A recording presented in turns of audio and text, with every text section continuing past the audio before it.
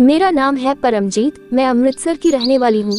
मेरा घर अंतर्राष्ट्रीय हवाई अड्डे के पास एक गांव में है। मेरी उम्र 20 साल है।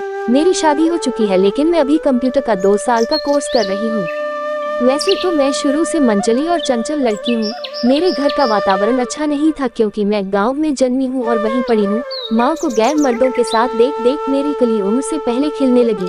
जब मैं स्कूल में थी तभी से मेरे उभारों का विकास शुरू हो गया था। देखते ही देखते समय से पहले मुझ पर जवानी का लियाने की नंगी फोटो सैलाब आ गया। मुझे लगता कि मेरे अंदर बाकी लड़कियों से कुछ अलग है।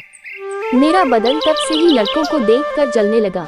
जब भी नहाने लगती, जब मेरा ध्यान मेरे उभारों पर जाता, मुझे कुछ कुछ होने लगता। जब अपने हाथ से वहां साबुन लगाती, मुझे अलग सी तरन छिड़ती, लहर सी छाने लगती।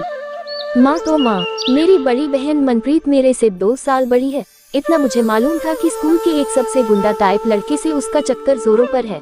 उसकी जवानी भी बहुत भयानक थी। हम दोनों माँ पर गई थी।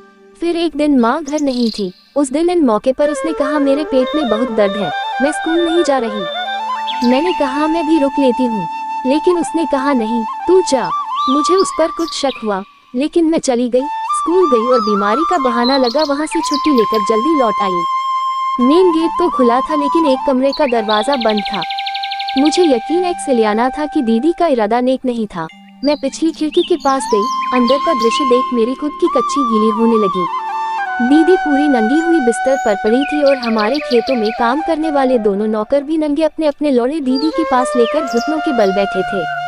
दीदी को अचानक क्या हुआ कि उसने एक का मुंह में ले लिया, दूसरा दीदी के मुंह में चूस रहा था।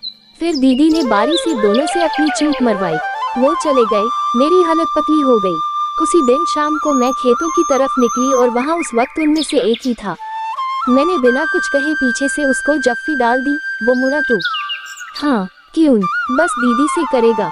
सुबह से तेरा वो मेरी आंखों के सामने घूम रहा है।